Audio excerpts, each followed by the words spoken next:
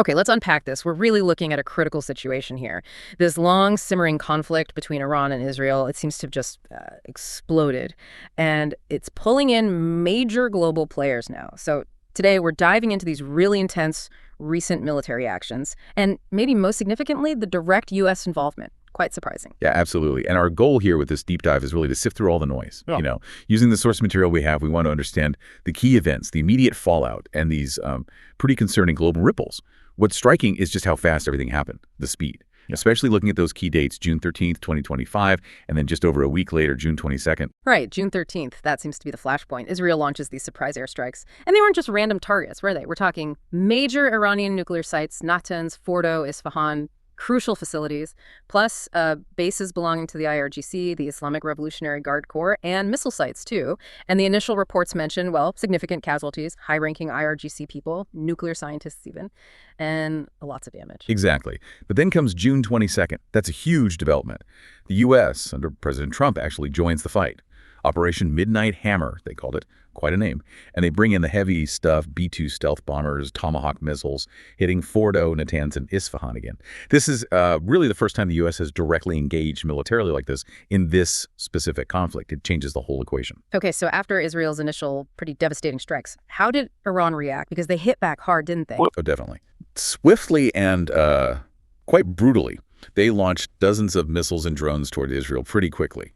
And one particularly shocking incident, June 19th, a direct hit on the Soroka Medical Center in Beersheba, caused injuries, and there were even concerns about possible chemical contamination there. Scale is just... Wow. Our sources say over 850 drones and missiles aimed at Israel since mid-June. We're looking at reports of at least 24 deaths, over 1,200 injuries, and something like 8,000 people forced from their homes. It's intense. And Iran hasn't stopped there, right? They've made threats about escalating further, like closing the Strait of Hormuz, which is, vital for global oil.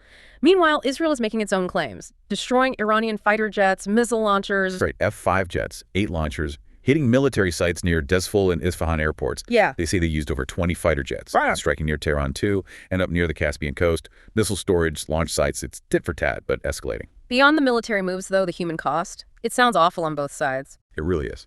In Iran, you've got massive displacement. Over 100,000 people reportedly fleeing Tehran alone, heading north. Imagine just having to leave everything. Plus, internet blackouts, fuel running short, hospitals under huge strain. And in Israel? Well, we mentioned the hospital strike in Beersheba, but other medical facilities have been hit too. Infrastructure damage, residential areas, airspace closed, flights grounded, lots of civilian injuries. Tel Aviv saw 16, dozens more elsewhere. It's affecting daily life profoundly. So how's the rest of the world taking this sudden escalation? Well, the reactions are split, as you might expect. Allies like Australia came out backing the strikes. But in Europe, the calls are mostly for restraint, for diplomacy. Then you have Russia and China condemning the actions, calling for talks. China's been particularly vocal about the risk to global instability there affecting everyone. And the economic effects. They kicked in almost immediately. Instantly. That U.S. $10 billion wiped off the Australian stock market. That's a clear sign of how connected everything is. Conflict anywhere rattles markets everywhere, and yet oil prices jumped, travel warnings are up, it disrupts everything. So where does this leave us? What's the outlook now? It feels precarious. Deeply unsettling is probably the right word.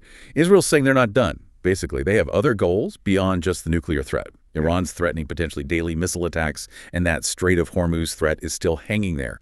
The U.S. being directly involved now, it really does redefine the whole idea of deterrence in the region.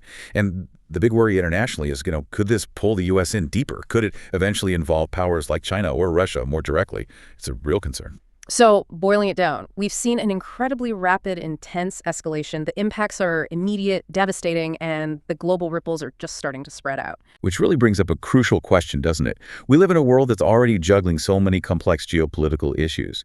So what does this specific, very fast escalation and this new factor of direct superpower involvement, what does it actually mean for the future, for international stability, for how countries even think about deterring conflict? Something important for you to think about as we wrap up this deep dive.